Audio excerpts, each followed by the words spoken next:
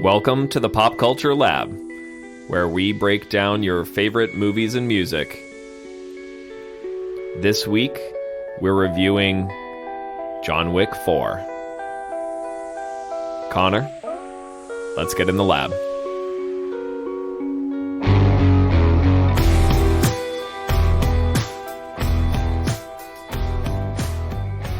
Hello, Mr. Wick. The high table sends its regards. I have no choice but to instate you as excommunicado. Oh my gosh, all the arcane rules. We're in already. I don't know why. I had this thought earlier today. I was like, if I ever met Ian McShane on the street, I'd be like, can you just say excommunicado for me? Can you excommunicate me here on the street? Exactly, yeah. Just excommunicate me right here, right now, in front of all these people. Yeah. Yeah. It was fun. It was great. We had a good time. Welcome, everybody, to our John Wick 4 episode. Yes, where we will be traveling the world like Carmen Sandiego and John Wick. That's true, yeah. Country hopping from Berlin to Paris and beyond. Part of me wonders how much of this movie was just like Keanu Reeves saying, I've really been wanting to vacation in Osaka and Paris and Berlin. No kidding. Yeah. Kind of like how Adam Sandler does with his movies. Yeah, or the murder mystery movies. Like, I'm going to set this in Paris. Yeah. That sounds nice. It's lovely this time of year. My wife has been talking about Paris, so let's shoot a movie there. I'll bring Jennifer Aniston. She'll bring her bathing suit. It'll be a great time. Yeah. Yeah. This was a good one. But before we get into John Wick, what have you been watching, sir? I have been watching a few things. I did see Shazam 2, Fury of the Gods. Didn't feel a lot of fury from the gods. No. Gotta be honest. Yeah, well, overall, my thoughts... More like the light wind of the gods, the mild irritation of the gods. The strongly worded letter from the gods. Before getting into that, I mean, overall, my thoughts on the movie, I thought it was actually quite a bit of fun for the majority of it. Okay. Just considering it's getting kind of shredded apart, I think... it was extremely reminiscent of the first movie for me for the first 2/3. Still not as good as of a villain. Not to say that the first one has a strong villain. Right. It doesn't really. But still better than this. Lucy Liu and Helen Mirren just didn't do anything. Helen Mirren did more. Like, Lucy Liu was almost like... the anti-Lucy Liu. Just mailing it in? Like, less than mailing it in. She was the, what's the right way to say it? I don't know. The lack of acting. It was weird. Yeah, so that wasn't great. So not very well fleshed out villains. But the Rachel Zegler character, she's kind of a villain, but she kind of turns around. She does a pretty good job in the movie. The rest of the family does a good job, both the older actors and the kids. You spend a little more time with the kids in this one. I feel like in the first one, the main character anyway, Billy Batson, once he becomes Shazam, you spend most of your time with him as Shazam. And this movie revisits them as children a lot. It bounces back and forth between the personas more. But in terms of family and writing and laughs and just kind of feel-good family vibes, it really felt reminiscent of the first movie to me for a good long while and a good enough plot to keep me going. It just lost me in the third act when it became this CGI showdown with a dragon.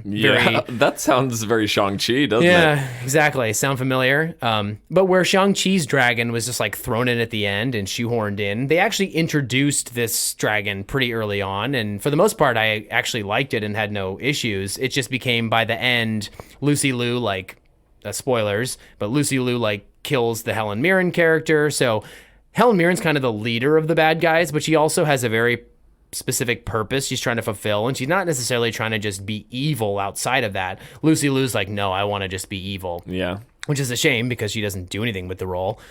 But so it kind of just devolves into her like riding this dragon around and causing all this chaos while Shazam tries to stop her. But it's about 30 minutes too long, in my opinion.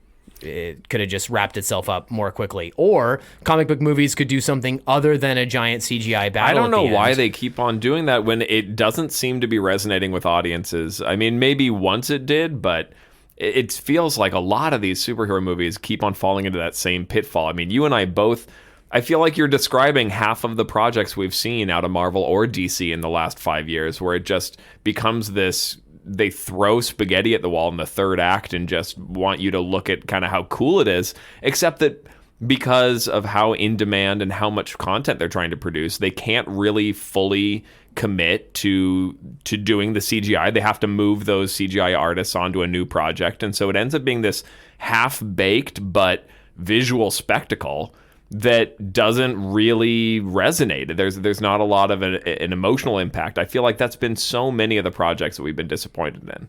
That's true, and DC doesn't really have the same problem with its visual artists and all that.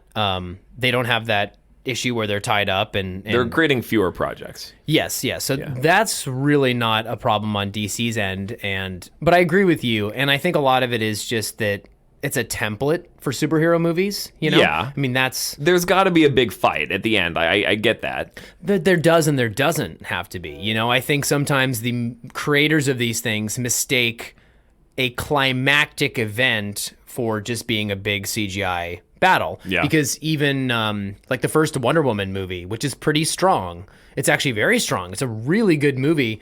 Excuse me. But by the time it gets into the third act, when it just becomes this CGI fight between Wonder Woman and Ares. Yeah. David Thewlis. By far the weakest part of the movie. They could have just done something different. And the best example that I can think of is The Dark Knight. That is by all means a climactic showdown between the hero and the villain. Mm-hmm. However, it's this philosophical debate that plays out on these ferries, and with a little bit of hand fighting between Batman and the Joker, but it's mostly about this thing that represents both of their points of view, you know, basically coming to a head. And I just wish that superhero movies took a little bit more chances or dug just a little deeper. You could even still do some kind of a CGI battle, but maybe the real victory of the hero is something clever, you know, like not just punching the villain so much that they yield. Yeah. Something where they actually have to apply, where the hero has to apply their knowledge or their heart, or, you know, they pull through because of some intangible element that they have over the villain rather than just being stronger. Well, and what you're talking about is character, is putting the character at the center of the story. What was that? That they need to have like some kind of emotional payoff at the end of the movie. And I mean, to go back to Shang-Chi, they had it. Like, it's like pulling defeat from the jaws of victory. Like, they had a great setup. They had this climactic fight between Shang-Chi and his father. There was an emotional impact from that moment. He had kind of taken it was this moment where he could really take the baton from his dad for these 10 rings. It was very symbolic, and they pulled it off. But then they added this totally unnecessary showdown against these demons flying out of this gate and this dragon riding the dragon. It was window dressing. There was no reason for that. That's a good point. Shang-Chi is a good example because it has both. Yeah. There literally is an emotional moment that lands, and then they're like, we know what you're missing. But wait, there's more. Did you come to see a giant dragon fly around through space in Talo? Just why? Nobody's asking for this. And a big scary villain behind a door that's supposed to be this monster that's unspeakable, and well, we won't show it to you, but it's really scary. Yeah. Lame. Yeah. Well, that's too bad. I mean, I can't say I was a huge fan of the first Shazam movie, but it did enough. I was entertained by it. My biggest concern, and I'd love to hear from you about this, is what I didn't like about the first movie was that Shazam, as the adult, as the superhero, didn't really act like the boy that he could, that he was coming from. His whole superpower is he can say Shazam and turn from a kid into an adult, but those two characters, as kid and adult, seem to have very little connective tissue. They seemed like totally different people. Yes. Is that the case in the second one? No, I think it's better. Okay. And yes, to your point, whereas in the movie Big, where Tom Hanks plays the grown-up version of this child, you can tell that it's the same person. Mm-hmm. I think what you're getting at is in the first Shazam, Zachary Levi is for mostly just doing an impression of a child. Yeah, he's really over the top silly and just dropping tons of pop culture references and yeah, dude, I'm so strong. And whereas the kid that he's coming from is kind of moody and like not at all. He doesn't act like that as a child, so it's weird that it felt discordant. It did, yeah. I mean, because you're right, the kid has an edge to him. Yeah. Shazam doesn't at all. He's a big cheese ball. Yeah. So in this, I think they did fix some of that. Whether or not they just told the child actor to be a little bit more affable, for whatever reason, it did feel smoother and more seamless. And they're all a bit older now, so the difference isn't as big. Yeah, well, there isn't as much of an age gap, exactly. And the Billy Batson character, he's grown up, and so even in the story of the movie, he is older, so he acts more like a teenager. And I think Zachary Levi has had an easier time imitating a teenager than like a kind of a budding preteen. Yeah. Yeah. So, yeah, for whatever reason, just by nature of it, and maybe they both tweaked their performances a little bit, but I did think that was remedied. Okay. Not perfect. It's not Tom Hanks in Big, but it was better. It was less noticeable. Well, that's enough for me to probably watch it when it comes out streaming. Yeah, I paid the $20 for it on an Apple TV, but it's one of those things. I always go see DC movies, and I kind of didn't because I also am not as compelled by Shazam, and it didn't get very good reviews. But now having seen it, I think the reviews are a little unfair. Yeah. It reminds me of Black Adam, where yes, this is by no means the best superhero movie of all time, but it's by no means the worst either. Kind of middling. Yeah, but call a movie that's middling just middling. Yeah, Don't punish it more for that, Yeah. And maybe 50% for Shazam is fair. Although as I watched it, I was like, well, okay, 2/3 of this movie is at least a 60-something probably. So, but then it lost you in the end. Yeah, but to me, that wasn't enough to drop it all the way down to a 50. I'd still give it a 6 out of 10. Okay. Yeah, not hugely more than the Rotten Tomatoes scores, but still, they were not fair. If John Wick, we'll get to it, if John Wick gets to be a 94%, I don't see why Black Adam is 35 and Shazam is 50. These wild swings in review scores. Really, it's a big pile-on fest, and that gets really, really old. Well, I'll have to watch that. You will. Last thing I've been watching is Tetris. Oh, I really want to watch that. Was it good? It was, yeah. Taron Egerton. It's on Apple TV Plus. I always enjoy watching true story movies with my fiance. Mm-hmm. That's a really big crossover area for us. So, it was good. They really did it kind of like a video game. They kept animating things or using video game sounds, like very 80s arcade video game sounds. So the way in which it was made was fun. It was very fast paced. It was kind of a thriller that was about the incredibly chaotic and complex getting of the rights from Russians, scary Russians, for this game. It was really good. Yeah. I mean, not amazing. I have definitely seen better true story movies about these sorts of subjects, but very entertaining, well worth a watch. It feels like there's a lot of these type of movies coming out right now, because there's also the one about Michael Jordan's shoes, about Air Jordans. Air. Mm-hmm. Yeah, and it seems like that's the trend, is to come out with these biopics about the making of some IP that people are familiar with. That's true. Yeah, they're kind of following on the tails of just kind of the biopic trend in general. I mean, we had like Rocket Man and Bohemian Rhapsody and all those Well, I things mean, came. but those have been popular for a long time. I mean, you remember Ray and Walk the Line and stuff when we were growing up. Yeah, but that was like 2 or 3 in the mid 2000s, and in the last 5 years there's been like A bunch 12. of them. Yeah, so there's been a big push recently, and I think this is an extension of that, where they're just kind of exploring, like you said, known IP that's really, really popular. I'm trying to think of another example that might have come out recently, but yes, Air is Well, a there good was one. the Jobs movie a couple years ago, and the Social Network.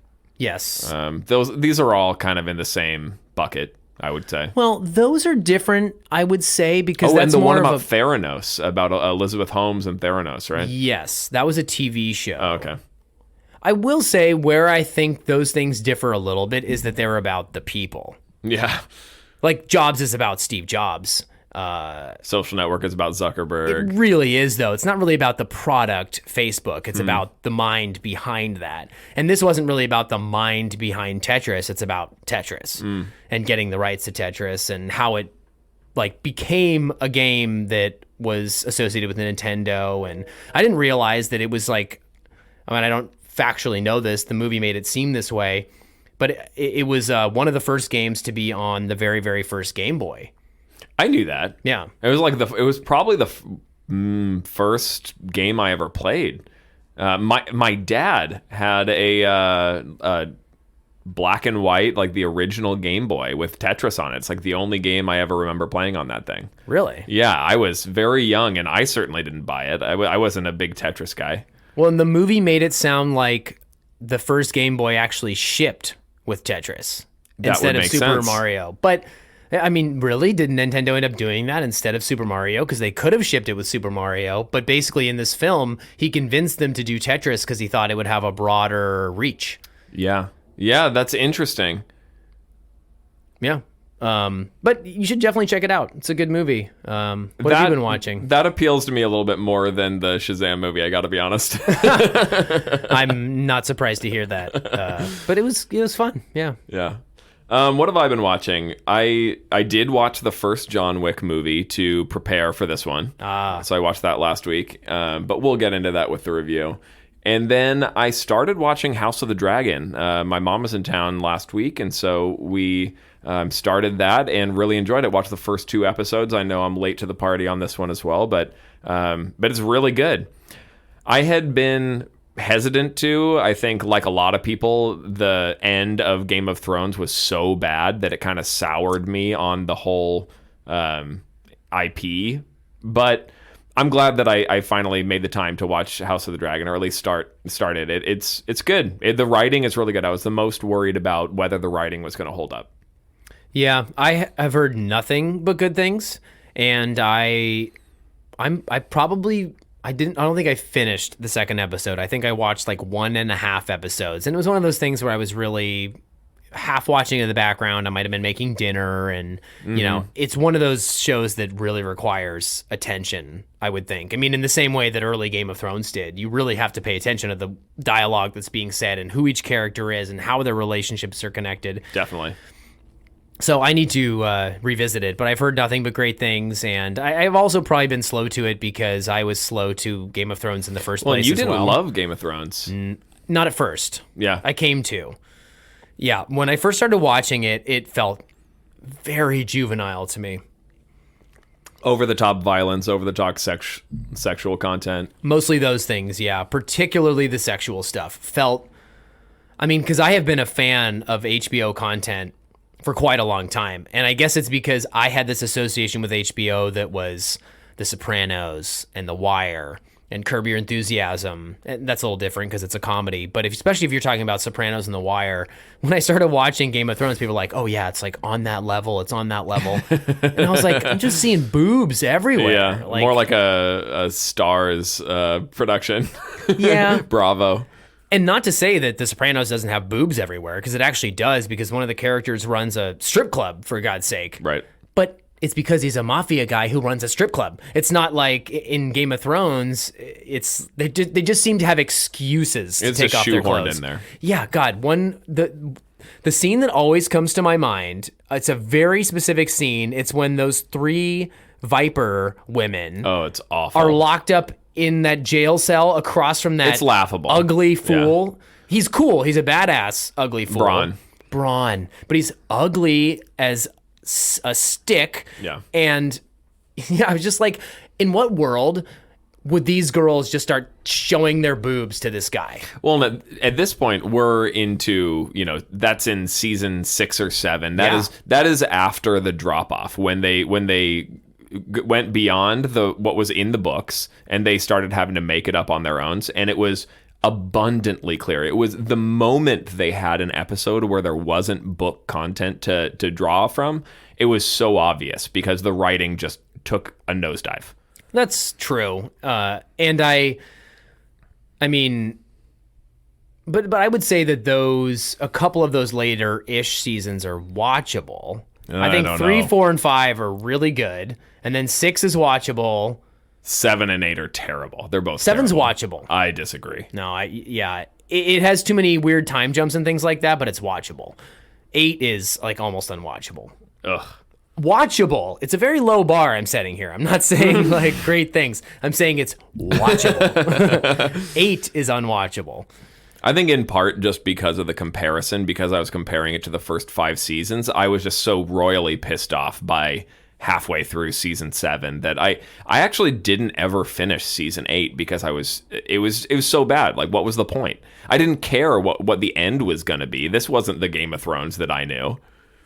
What season is the Viper in the the Mountain and the Viper that episode? Duel? Yeah. That is like 5 or 3. 6? No, it's Really? like 3 or 4.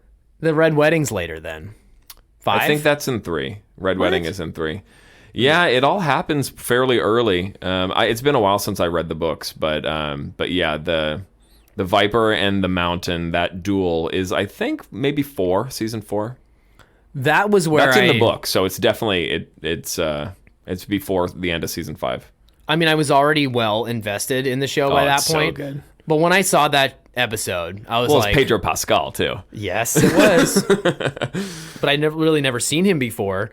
When I was finished with that episode, I was like, okay, I officially love this show now. Yeah. Even more than the Red Wedding in some ways. I mean, that's a great, great, great episode. Maybe even arguably better. But the Mountain and the Viper was so much fun, and I just did not see it coming. Mm-hmm. Yeah. It was burned into my brain from I've only seen that episode once, and I could like remember every detail of the scene. It's just so seared into my mind. Well, and that's why I think your criticism and what you were saying about why it took you a while to get into Game of Thrones, I think that's a completely fair criticism. And it's a fair criticism of the books too. There is a lot in there that is totally unnecessary and gratuitous and well, that helps. At least it's a reflection of the books. That makes me feel a little better about it. For sure. Yeah, I think George R. R. Martin, I don't know. He has a fascination with brutality, brutal violence and sexual violence and incest and all that stuff. Interesting. It fits with the content of the books. I mean, the medieval ages and kind of what he's describing. It was never squeaky clean. I think we have a tendency when we make historical dramas and stuff to kind of gloss over the really, really bad stuff that really was happening to people on the ground. And so I see some value in highlighting that, but I also think you can easily go over the edge of that into just a fascination with the taboo, which is what Quentin Tarantino, I would say, would be a good comparison. He sometimes gets fascinated with words that you can't say, you might say, or violence that you shouldn't be necessarily portraying. And sure. So I don't know. It's a line, but I'm very much enjoying House of the Dragon. I'm impressed. I know that George R. R. Martin is still involved as one of the show creators, but whoever they pick to direct these, I'm really impressed by. And in what I have seen of the show, it's not without gratuitous sex or violence. Actually, that is still present. Definitely. But I've accepted it. I've gotten used to it, and it's a little toned down. It does seem that way. Yes. Yeah. Shall we? Yeah, let's get into John Wick. Take us into the plot. Okay. So thankfully, this is a John Wick movie, so the plot is I would say, secondary to the action on screen. Sure. Can I just say, too, for some context, you've seen John Wick 1. Yep. I've seen 1, 2, and 3. I just recently rewatched 2 before seeing 4. I feel like I'm doing math. I just rewatched the first 2 before seeing number 4, just to get warmed up. Didn't get around to seeing number 3. Cameron may or may not revisit these. I think we'll go through the plot, and then we'll talk about kind of our context of the franchise, how we feel about it, how we feel about this movie ourselves, and then our takeaways. Yeah, sounds like a plan. So John Wick 4 continues the story of this renegade hitman as he hunts down the villainous High Table, who have put out an ever-increasing bounty on his head. His adversary in this movie is Le Marquis de Gramont, a wannabe Frenchman who sends scores of goons after him as he travels across the world. That is essentially the plot of this movie. It is. Well said. There's really not a whole lot. They give you a lot of arcane rules about how he can go about his killing and what the ultimate goal is, but that's all really just window dressing. It's just an excuse to put him in Japan and Berlin and Paris and have some really cool fight scenes. True, but it's funny you say that because I do think those rules actually hold these movies together quite well. I think they would be a bit flaily without that kind of stuff. The way in which the world of John Wick is thought through is, for me, one of its strengths and highlights. Just the world of these assassins and the different levels of assassins, and the you didn't see John Wick 2, but the Bowery people versus the Continental people versus the Table. I really enjoy the world that they've crafted, and I think all the arcane rules are really a big part of that, and at least drive characters like the Ian McShane character, who kind of looks out for John Wick. Mm-hmm. I don't know. To you, that maybe just seems like shtick, but I think it's an important part of the world building. I liked it in the first movie. I thought in this one it went a little overboard. I thought they spent a little bit too much time, and it was a little too thin, if you know what I mean. Like the reasons, the whole, he spends the first part of this movie, John Wick 4, in kind of just a mindless killing spree. Like it starts with him in the desert killing this one guy, which it sounds like was kind of a loose end from John Wick 3. And then it takes him to New York, where they blow up the Continental there. And then they bring it. So for the whole first part of the movie, he's just kind of killing people without an end in mind. And then at the end of the first act, that Ian McShane character contacts John Wick and says, like, what's your goal here? Like, what are you trying to do? And I thought that was a good moment for the audience to figure out, like, what is the goal of this movie? But I didn't think that spoke well of the first third of the movie. That's a fair observation. I see what you're saying. And I also wasn't as enthralled with the first 30, 40 minutes of the movie as the rest of it. I agree. I mean, for me, once the movie hit about 40 minutes in, once we got to Berlin, that's really where the movie... That's where it picked up. ...took off for me. And I guess I see what you're saying about the arcane rules. I mean, in terms of the setup of the plot, perhaps I can concede that you're right, that there is a weakness in these table rules and all these rules for these assassins, at least as they're establishing the plot in this movie, definitely do feel secondary. But having said that, I really enjoy the way in which these rules and everything are explored or applied to things like the duel. Not to skip to the end of the movie, but just in terms of these rules, I think when they take the time to explain these really complicated rules, and then you kind of see a situation that not benefits from those rules, but a situation that's beholden to those rules that we just learned about, and then you see why those rules exist and how it affects that situation and how it affects the way these assassins can attack each other and do things like that. It goes back to like in the beginning in the first one where you cannot do business on continental grounds. That becomes, at least in the second John Wick, which you haven't seen, there's like a scene where Keanu Reeves is fighting with Common and they break through this window and they don't even realize it, but they're in the Continental. And they're like, oh crap, we got to stop fighting. So I enjoy watching those rules come up against the reality of being an assassin. Again, like the duel. So I like seeing those rules play out in that way. But I think you do have a fair point that when you're talking about just getting the plot off the ground and going, they spend a lot of time explaining the rules, and it's meaningless, really. Well, I think this movie has examples of that done well and that done poorly. Sure. And The Duel is, I think, an example of that done well. And I think like the motive of this Marquis is an example of it done poorly, where he kind of talks a big game about John Wick representing something that he's going to snuff out. You know, that he's, you know, it's not John Wick that is the problem. It is what he represents, this in this shitty French accent that he throws out there. Mm-hmm. But they try to. Don't get me wrong. I know what this movie is. It's an action movie, and so they're trying to give you enough of a skeleton of a plot to keep the thing moving.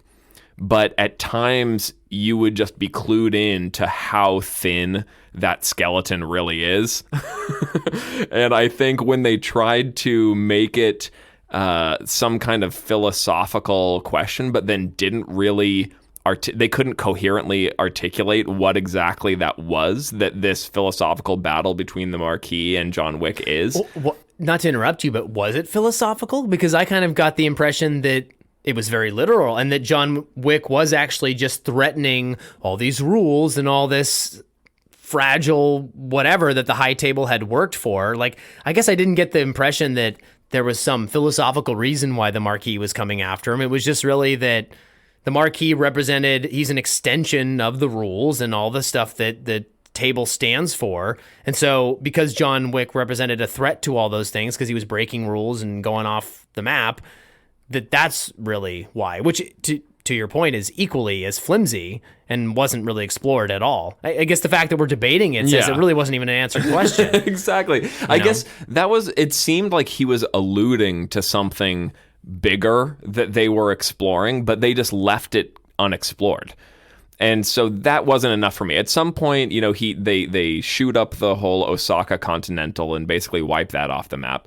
And you get some of the philosophy from his friend, who's the leader of the Osaka Continental, but you don't really get any of that from the Marquis. The Marquis says, like, we were sending a message, or the violence was the point, or something like that, you know, after they kill hundreds of people in that Continental. But for what? Like, a point about what? Yeah, that's true. And I would have probably been happy to overlook that flaw if the Marquis had been unbelievably charming. Yeah. And captivating and magnetic. That's really what it comes down to, I think. Yeah, because we just talked about Dungeons & Dragons, Honor Among Thieves. I'm not sure I was always clued into what Hugh Grant's motive was. He just wanted, like, a child to worship him and do whatever he said, basically. I mean, he wanted to be like a parental figure. Yeah. He wanted to be like a manipulative parental figure. That was his whole goal. Okay, weird. That's like not a very strong villain motivation. But he was charismatic enough to pull it off. Exactly. Yeah. And so, and it's funny because it is Bill Skarsgård, but I have to admit it does feel like a waste, especially when... and you don't necessarily explore the motivations of these other characters, but there are other villains or villain-like characters in the movie that are so much more infinitely charming and interesting that I just want to watch them even if I don't know why they are the way they are. The Scott Adkins character, for one thing, the gold-toothed fat guy, I just found him fun to watch, and I just was like, ooh, just give me more of this crazy fat guy who can do like flips. Like, awesome. Or the Donnie Yen character. He was the best. You can't maybe fully put him in the villain category, but he kind of starts out as a villain. He's an antagonist of sorts. He's an anti-hero. A rival, I would say, would be a good word for him. Yeah, a rival. Yeah, I thought you were saying rival. Like, yes, he did arrive in the movie. Like, what are you talking about? Yeah, a rival. Yeah. It is a good word.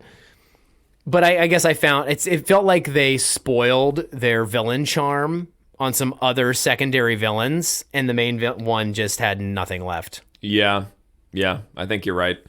I was more interested in what Clancy Brown was doing, the bearded like voice of the table guy. For some reason, I found him more interesting. He reminded me of President Snow from the Hunger Games. I don't know why I think that's so funny. I guess I'm just more of like an actor nerd than you. I'm like, dude, that's Donald Sutherland and that's Clancy Brown. Like nothing alike. Those people. Yeah, I know. That's okay. Clancy Brown, he was the voice of Lex Luthor in the animated Batman and Superman. Now and we know why you're laughing. As if Donald Sutherland could ever be the voice of Batman. Donald Sutherland's also way older. He's friggin' ancient. Kiefer Sutherland's dad. Yeah.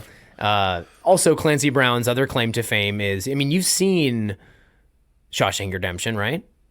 Yeah, of course. Yeah. So the brutal prison guard in Yeah. that, who's just so mean the whole movie and like almost pushes him off the roof when they're drinking beers and all that, and he convinces this guard on the roof to let him be his like accountant. That's Clancy Brown. Right. That prison guard to me is one of the best performances in that entire movie. Ever since I first saw Shawshank Redemption, I was just like, there's a lot of good security performances in that movie. There are, and it's hard to overshadow some of the other ones. So the fact that Clancy Brown like held that together, I just think that's like one of his career highs as a role. It's really great. Like I'm terrified by that guy, but then at times I'm also like, you see some humanity in there. You're like, it's a very nuanced and excellent performance, I would say. Fair enough. He, I can't say he was asked to do a whole lot in this movie. No.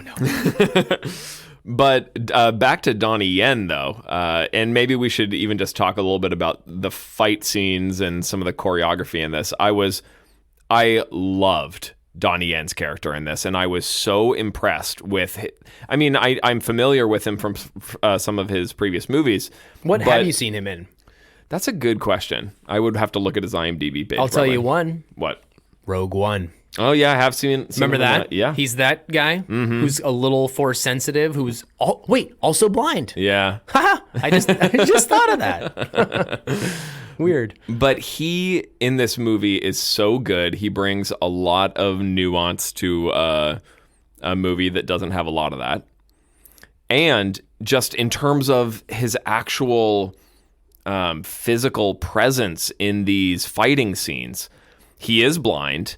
But that's not just used as like a gimmick in this, but he really feels like his fighting style is blind in the same way that I mentioned this to you in like Jackie Chan in his first movie was Drunken Master. And is that his first? It was his first movie. Oh. Yeah. And the whole conceit is that he's this incredible martial artist, but that he's always hammered. And so they make that a part of the martial arts choreography of the movie is him kind of swaying and swaggering and using, he's like reaching for a jug of beer and then he'll, do a flip and accidentally kick somebody's ass. But his malleability is like part of it. That's part of the whole choreography of his fighting style. And in the same way, in this, his blindness is kind of an integral part of his physical presence when he's fighting. The way he moves at all. Yeah. It's amazing. I was so impressed. I mean, yes, you can point to things like the doorbells that he sets up, auditory cues. Mm-hmm. But you're right. Literally, and it's even hard to kind of put into articulate words, but the way he moves in this fluid way, and he keeps his head back in a way. I think a lot of it is where he's facing. A lot of times he will be listening. You can almost tell that he's listening more than he's looking. So if where he's aiming his gun or his sword will not be where he's looking. But it's not in front of him. It's always to the side. It's to the side because that's where he's listening. Exactly. It's really subtle. It's really well executed. Well, and it's a great acting choice, but he's also one of the few physical performers who could even do that. Exactly.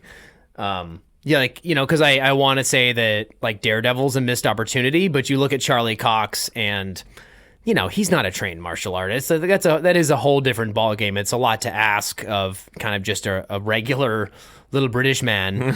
And I would actually say, I mean, you haven't even seen the Daredevil Netflix show, and the fighting is brutal and very excellent. And so, not to take away from that, because Charlie Cox does a lot, and he clearly put in the work to get really good at that. But at the same time, it would be cool to see a performer that could capture that same thing, this like utilizing or just showcasing the blindness in that way through the fighting. It felt like a real person is the thing. It felt like a real. A lot of times I feel like in movies, sometimes in martial arts movies, a character will be blind and they tell you that and that, but it's almost an afterthought. Like it's a characterizing choice, but you don't really see it play out. Well, to go back to Rogue One, he's blind in that, and he uses a staff, and he does all this stuff. But because he's force sensitive, that kind of undermines the blind thing. Mm-hmm. It basically just makes it like, well, that I can't see, but because I have the force, I can hoo-ha, yeah, wah, yeah. So to actually see the blindness as, I don't want to say an advantage, but just that's his channel. Yeah, to me, this was without a doubt one of the biggest strengths of the movie. It was what made it stand out. After I watched the first John Wick last week, I was a little bit underwhelmed, I gotta say. I mean, I had heard a lot about this franchise. I knew that it had already made 3 movies, coming on 4. And so a lot of people liked it, clearly, and a lot of people talked about how inventive or interesting and novel the action scenes were in the John Wick franchise. And I didn't feel that coming out of the first movie. I did not feel that it was super inventive or innovative. Really?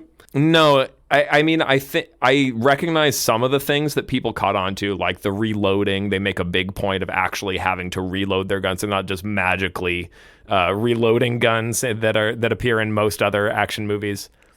But also, even Stallone or Schwarzenegger or any of those guys, I mean, they're just like in action movies like this, especially gun heavy ones, they're just unloading clips. They're incredibly lucky with their shots.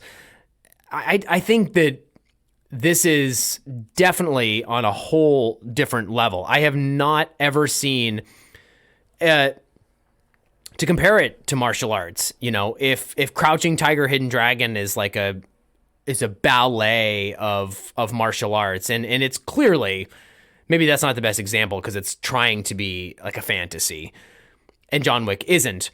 But the gunplay and the fighting in John Wick is so good, and it's like the Western equivalent to me in some ways of like kung fu. It's like if you just poured all your energy into being really, really good with guns, like how American of you. To me, it's that. And it really is like a dance. It's like he's like a ballerina with a gun. I mean, he's so deft in the way he moves and the precision in the way that he moves, and you can just see the mechanisms of his brain and the training and going back to do a headshot when someone's like still kind of writhing on the ground. I see what you're saying, but I think if you look really, really closely and you nerd out, and I'm only defending it because I've just watched the whole trilogy and really absorbed that. And when I first saw the movie, it did strike me as being something I felt like I'd never seen before. At the same time, I am not that guy that loves guns and is obsessed with all the tactical this and that, and I don't really know what I'm talking about. But I felt like it was really cool and precise in this way, while also not necessarily just being like gun porn, which is what I felt like movies like American Sniper are. And that has a whole story. It's not exactly just that, but yeah, it kind of just felt like guns are cool. Yeah. And I somehow don't get that vibe necessarily from this movie. It's like John Wick is cool. I mean, I get what you're saying. I do feel like what stood out, that didn't stand out to me in the first movie. The realism, yes, like him actually taking hits and getting thrown off of buildings and getting hit by cars. And I mean, by the end of the first John Wick movie, he really, it does feel like the realism of it really popped out. But Yes. I guess I was expecting just the action scenes to be more interesting and creative in the use of space and interesting locations and all that. I don't know. I found a lot more of that in John Wick 4 than I did in John Wick 1, which was fairly tame by comparison.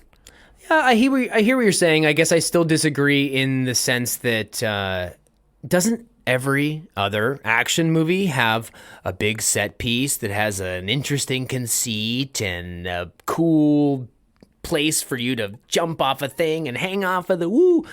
You know, I think that I see what you're saying, but the reason this was so popular is it's almost like the antidote to, like, look where Fast and the Furious has gone. You've got like The Rock like hanging onto a helicopter and a Humvee at the same time, being like, ah, you know. I think there can be a middle ground here. I know. But in 2014, the problem is too is you're watching John Wick now. It's been a decade, and movies have imitated. Things move fast.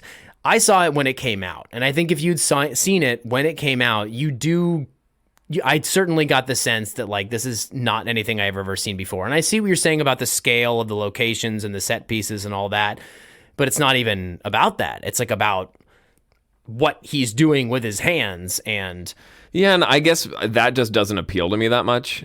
I mean, I don't know. I'm not a gun guy, and it's a mixture of grappling and guns, and he uses different tools. I mean, there's the whole scene in Berlin in this one brings out the axes when they're in Osaka. They have bows and ninja stars, and well, and not to disagree with you fully, because I think John Wick 4 takes like this fighting style that was introduced in the first one and amplifies juices it up, and then adds it to big, cool action set pieces that are very well thought out and cinematically shot and choreographed. So that I find more interesting. I don't really give that much attention to the reloading and the double tapping and the grappling. I don't know. That's not why I go to these movies. I'm more interested in the kind of the creative choices they do with where they are and how they make use of their environment and the going up the stairs in Sacre-Cœur. Like that to me is a more interesting thing to watch than some guy who's like reloading because you're counting how many bullets they've shot and then they run out of bullets, so now they have to use it as a stabby tool instead of as a shooty tool. Yeah. Like that, I just don't care. Like I'm not a stunt man. I'm not super into guns. That doesn't really appeal to me. That's fair. And can we take a moment of silence for those stairs? Actually, man, woo! I felt like I was reading the myth of Sisyphus as he's rolling the boulder up the hill. And honestly, there was a couple moments in this movie of unintentional comedy that I mean, sort of unintentional. Like you were laughing hard when he fell funny. down those stairs. I was dying. Like that's maybe my favorite part of the whole movie, or people getting hit by cars. Yeah. Gosh, the Arc de Triomphe fight was really cool. That is one of the best single action scenes I've seen in a long time. It was really, really, it was cool. I mean, yeah, it was a very cool fight. Yeah. I mean, to go back for just one moment, I am also not like I said, I'm not a big gun nerd. I probably didn't notice that about the 2014 movie either right off the bat. I think it clicked for me when I saw a YouTube video of Keanu Reeves at like a tactical shooting range, like doing practicing all of it. Yeah. And I was like, oh, he really does that. And so you're right. You're like, I'm not a stunt man.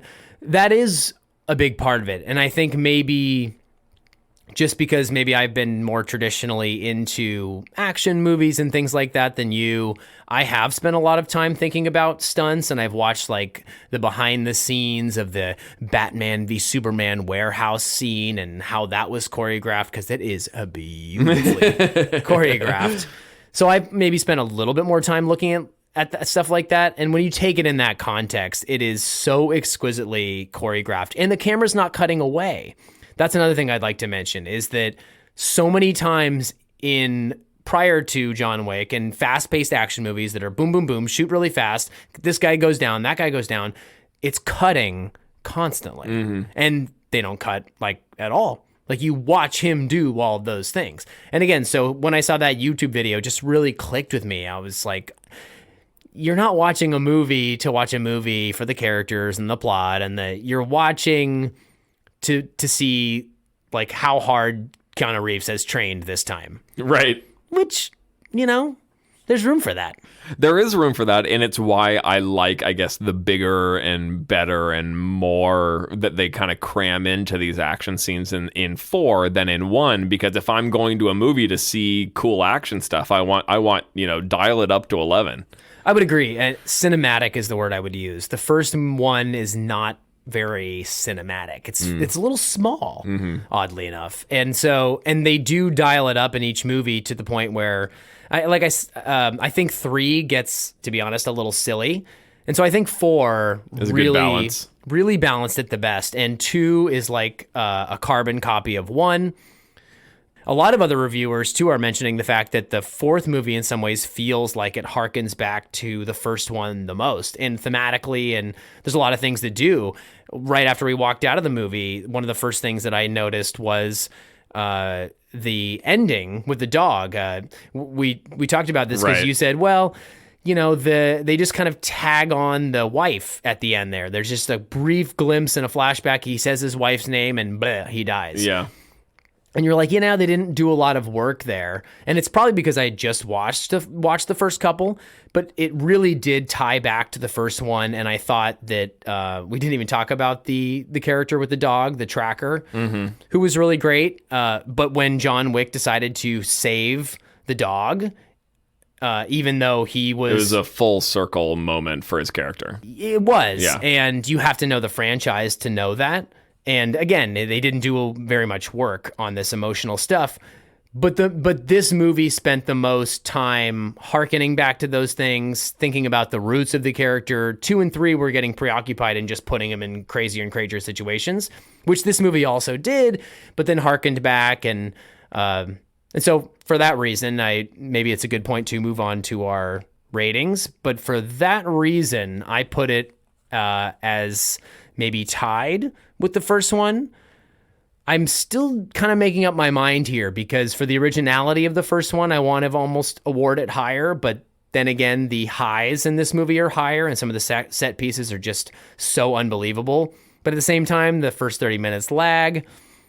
So I'm torn. I think maybe I'm just going to call it equal with the first one for now, and give it like an 8.5. But I think, as I alluded to at the beginning of the episode, the 94% on Rotten Tomatoes seems a little high. Yeah, feels like a bit of an orgy for it.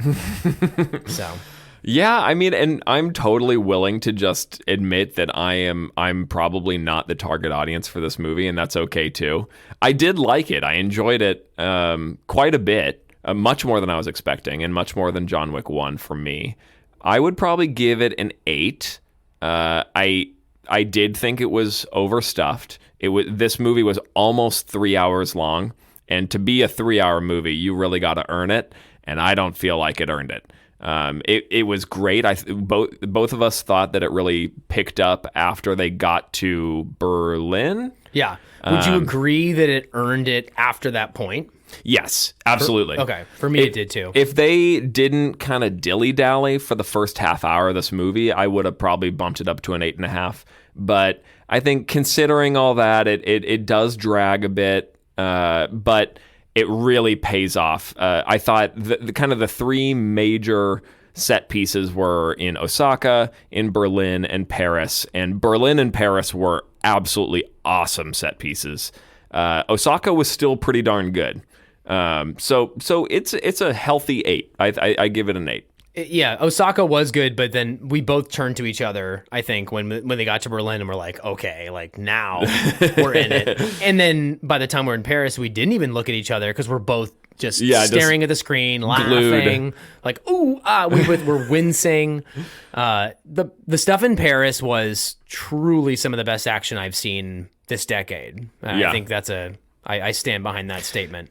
And they spent probably an hour in Paris because he was moving around the city. Which was great. Talk about making use of your environment. I mean, they had these in really memorable places in Paris. True. At Sacre-Cœur and at the Arc de Triomphe, and so I loved how they did that. I loved the circle roundabout scene around the Arc de Triomphe. Just so cool. Even they're on this elevated area that looked right out at the Eiffel Tower, and I'm not even sure where that is because I've actually not been that close to the Eiffel Tower. When they were picking out their guns for the duel or whatever, or when they were picking out the rules for the duel. Exactly. When they were establishing the duel, I was like, where is that? Like, man, they must have had to really clear a lot of people out that day to shoot that scene. It's like, that's right in the park. Yeah, I love that. And the woman who was sending out messages to the bounty hunters after him on the radio station, I thought that was a really cool concept. It was amazing. And that kind of thing is not in any other movie. Apparently, it harkens back to this old, 80s or 90s movie, and I think the director's a big fan of it. It's an action movie where very similarly, like this radio host narrates the action sequence that's happening right before your eyes. So he lifted it right from that, but brilliant because it's an old movie that no one has seen, and the best directors do that. They just lift stuff right off of old shit. So great. And I totally agree. At first I was like, this is different, but very, very cool aesthetic choice. And it added, what's the word? It just added atmosphere. Right. It was atmosphere because then they would change the music too. She would make some reference to Paint the Town Red, and then they would play Paint It Black by the Rolling Stones. It did add atmosphere to the scenes. I really, really liked what they did there. Me too. That was a wonderful, wonderful choice. Really quick, who's your MVP? We haven't done this in a while. It's Donnie Yen. Without a doubt, for me, I thought he really brought it to this movie, and it made me want to see him in some more stuff. I know they're thinking about doing some spin-offs for this. I would love to see him return. Yes, and to also touch on that, we did not see the post-credit scene. We were not aware there was one, so we didn't stick around. It seems to be something that... it might allude to Donnie Yen, or it might be alluding to this ballerina concept. So I've heard about a Donnie Yen spinoff for this, and I've heard about an Ana de Armas ballerina assassin thing, kind of Black Widow-esque. So it's one of those two things or both. The credit scene was alluding to that. For me, I'm gonna have to agree to MVP, definitely Donnie Yen. Who is I just wanted to do this again. We haven't done it in a while. Who is the real hero? Oh, now that's a good question. You'd probably have to give it to Winston. Is that the guy's name? Or the tracker. You could give it to the tracker. That guy saves his ass the whole movie. That's true. He's kind of like the guardian angel of the film. Definitely. Even though he's not intending to be in the first movie. That's Willem Dafoe, who's kind of his guardian angel, looking over his shoulder. That's a very good point. It's almost the exact same dynamic where they were actually hired to kill them. Yeah, but they're kind of not really doing that. Right. That's a very good comparison. Yes, it's very much like that. And so, who's the real villain? Oh man, it's like a whole movie of villains. Yeah. I mean, honestly, the second in command guy to the Marquis, he's kind of a badass. He's the one who knocks John Wick down the stairs of Sacre-Cœur. Oh, that just big dude. Yeah. Yeah. He's a badass. He's mean. Yeah. Sure. I think I'd throw him in there. How about you? That's a good one. Yeah, that's a good one. He is a difficult adversary to overcome. I always like that in action movies like this where, I mean, so many of these goons are just interchangeable, and occasionally it would break my suspension of disbelief to see some of these.